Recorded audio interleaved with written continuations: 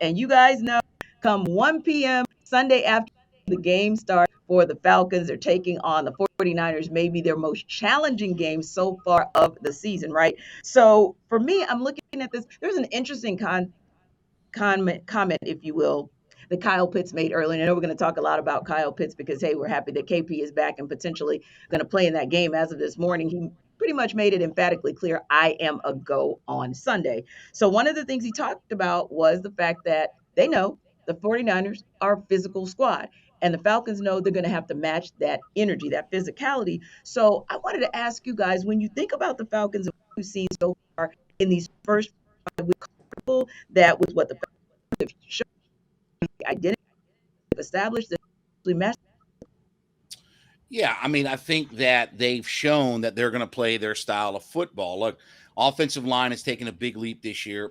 And it's not just their rushing yardage; it's their rushing attempts. That they're a top 3-4 team in running the football as far as how committed they are. They're now, I think, they're second to last in the NFL in passing attempts. They have their identity. We're going to control the line of scrimmage. We're going to win in the running game, and we're going to play good defense. And we know our defense. If we need a late game sack or late game turnover, we feel like we can lean on those guys. Yeah, I mean, look, it's not going to be easy. And I talked about this yesterday, but you look at who is or who is not going to be in for the 49ers. Bosa may not be in there. Armstead, I don't think is going to play. There's Javon Kinlaw's a Kinlaw. Yep. question. I mean, there are several guys that most of their defensive line right now is dealing with injuries. If those guys are not there, then you have to take advantage of that. I mean, that's a them problem if they don't play. You have to take advantage of that. But Falcons, I will say, the Falcons need to do a better job of getting back to what's made them successful. I thought they got away from that last week. I thought they threw it too much early in that game, too much on first down. Get back to doing what you do well. You don't want the ball in Mariota's hands. And this is my hate minute for Mariota. You don't want the ball in his hands throwing it around. Like, good thing. I mean, with all due respect, we talk about Pitts, but it's still one touchdown in 22 games for Kyle Pitts. I mean, we talk about it's great to have Pitts back, but he ain't there to be a blocker. He ain't there to be a decoy. You drafted him number 4 to be, get down the field and go get in the end zone. So, again, but that's not what the winning formula for the Falcons is right now. And to add to that, I think one of the things that has really been like cool to watch is the fact that Chuck brought up an interesting stat, talking about how the passes have decreased as the games have gone along. Now that we're going into the 6th game of the season, you look at it and it's like a very cool trend. And I think Arthur Smith understands Marcus Mariota's limitations, right? But he's not going to say that outwardly because nobody likes a coach that throws his quarterback under the bus because this is his 2nd time around. Arthur Smith brought him in for a reason, and Marcus Mariota even talked this week about how even more comfortable he is with his relationship with Arthur Smith, about letting him know the things that he's comfortable with and the things that he's not comfortable with. So I think that you have a veteran guy who understands his limitations. Of course, he's not going to admit that, and his coaches isn't going to admit that. You just hope that they can come together and come up with a solid game plan to be able to execute. And we know, all of us know, that involves running the football consistently. And I think that the big factor for this game is Marcus Mariota has to at least get 50 to 60 yards rushing. And I'm thinking not call runs. I'm talking about, hey, if it's not there, that first read isn't there, take your butt off and go and take advantage of that because he has the ability to escape, pressure. And I think that he needs to use that as much as he possibly can. Of course, you don't want him to be facing that much pressure, but if you do get it, you need to use those legs because that's going to help keep moving the chains for the Falcons offense. Yeah, and he can move his legs, and that will be great. I feel like he is sort of an X factor to your point, whether or not he contributes to the run game the way he did last week with about 60-plus yards, 61 yards on the ground, which was great. But ultimately speaking, at some point, you do still have to throw the ball. That's what you're supposed to do when you are under center. And one of the things that has been interesting to me is fans, media, everyone has been kind of speculating on, okay, you have Kyle Pitts, you have Drake London.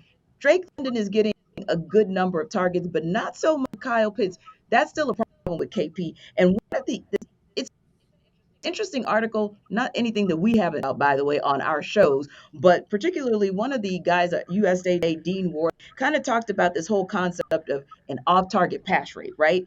And so in the NFL, Kyle Pitts is number one in an off-target pass rate, and Drake London No.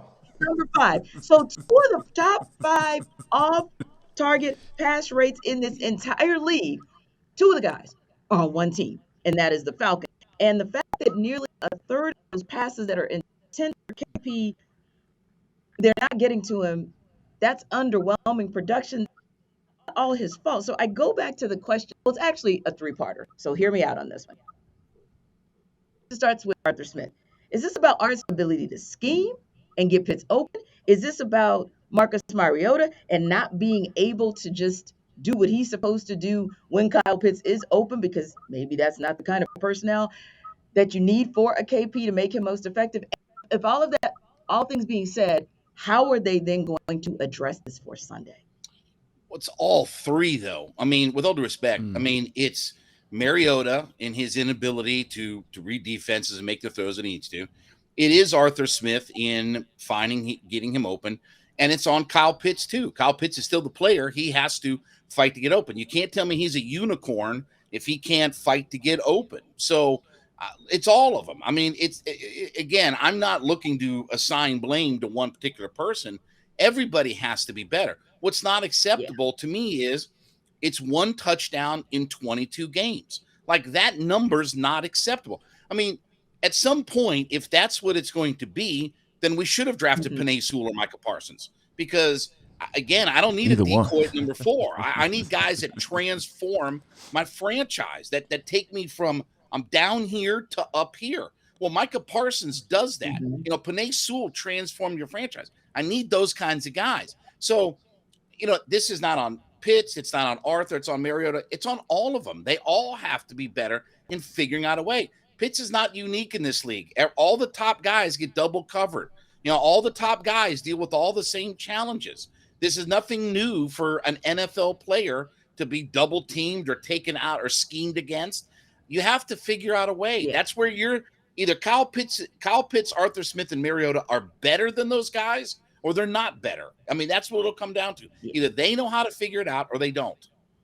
And as a play caller and as a tight end in NFL, I think that, you know, just going back and kind of looking at certain things, because that's one thing I've been kind of trying to figure out, like, okay, whose fault it is. Like, yeah, definitely I've seen that Mariota's faults, excuse me. But I've seen Kyle Pitts' faults as well, because there was one particular time he was running down the seam. He literally, it was all wide open. It was play action, of course, because that's just how the Falcons offense works. And all Kyle Pitts had to do was kind of like slow it down a little bit, but he ran right into the safety and ran himself right into coverage. So, and then of course Marcus Mariota overthrew him as well, so he didn't give a chance to catch the football. So I think that was a particular example of, it was Marcus Mariota's fault for overthrowing him, true. But Kyle Pitts could have made an easier throw for Marcus Mariota by kind of winding it down some and breaking that route off, and go ahead and sit down and show his numbers to Marcus Mariota so he can make a easy completion. So I think, and I think Arthur Smith has done as probably as much as he possibly can from a scheme standpoint to, hey, like, okay, here's what you're looking at. Here's your reads on this particular play. You just got Marcus Mariota just has to go out and do it, and Kyle Pitts has to be a little bit more crisper in running his routes and understanding and reading and recognizing the coverages as he's running his route. Yeah, because that is, as you mentioned, John, a perfect way to say it. That's what you're looking for in a unicorn. That's what you're looking for in your number 4 pick, to be able to figure it out. Figure it out. Make those catches that make us say, wow, like nobody else could do that but a unicorn. Nobody else could do that but a number 4 pick, because that's what the expectation is, to your point, when we're looking at some of those other players that we said, oh, wow, there goes an O-lineman. Oh, wow, there goes a defensive specialist, if you will, and we have a tight end, which is great. I love KP, no problem there. But at some point in time, you're going to need him, like you said, to be a game changer and a playmaker. And I would venture to say that when you look at some of the great wide receivers and the great tight ends, even when they've had game managers or mediocre quarterbacks, they can hide all of that. They can hide all of that. They can get you not just moving the chains, but they can get you down the field. And when you get in that low red zone, they can find a way to make something happen. Now, speaking of, we talked a lot about the offensive side and kind of keys to the game and what can help the Falcons get off to a fast start offensively. But like you guys have said, this defense has been doing some great things. We've seen a lot of good stuff out of the defense. And John, I want to go back to something you said earlier, how at the end of games, we're looking at the Falcons like, hey, they can be in it. We saw that Grady, regardless of what the play call or the penalty was, we saw what we wanted to see out of what happened with Grady, and it would have been 3 games in a row, right, where we get that sack, the final possessions to really swing the game. But looking at Garoppolo, you're looking at Deebo Samuel, and how can you and Deebo Samuel? He's like their Cordero Patterson. So that kind of gave the Falcons a sneak peek to be able to figure out how to scheme for him. But how do you keep Deebo from getting those big chunk plays, if you will, and kind of being that hybrid guy who can kind of line up for the night anywhere? How do you then force Jimmy Garoppolo to be the playmaker and win the game for you? Well, I mean, look, one of the things the Falcons absolutely have to be better this week is taking away all the underneath stuff. I mean, Tom Brady just Goodness. killed him last week with Yeah, torched Fournette, him. and Yeah. yeah, and if you look at both running backs for San Francisco, Jeff Wilson's averaging 5 yards an attempt running the football.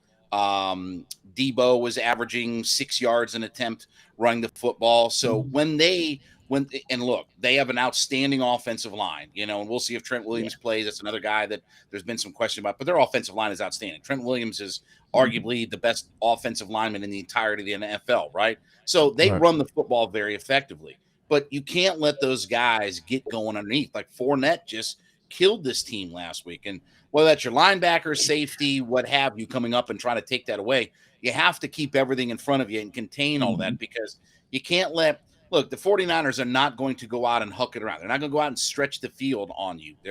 That's not what they're built for. They're not built for going vertical on you, but they're very efficient. I mean, they are really efficient as far as how they run their offense. And I think that I'm going to look to that interior defensive line to help, mitigate their run game. And then I think that Taquan Graham and Grady Jarrett, that tandem is starting to wrap into shape. And I think that those guys are going to be the guys to kind of start with that, kind of taking advantage of that interior offensive line of the San Francisco 49ers, because we know Grady is playing at all-pro level, and Taquan Graham is becoming a nice Robin to Grady Jarrett being the Batman. Yeah, and you also hope that maybe we get a good report out of Flowery Branch that Michael Walker is a go, because we really have some good play out of the linebacker core as well.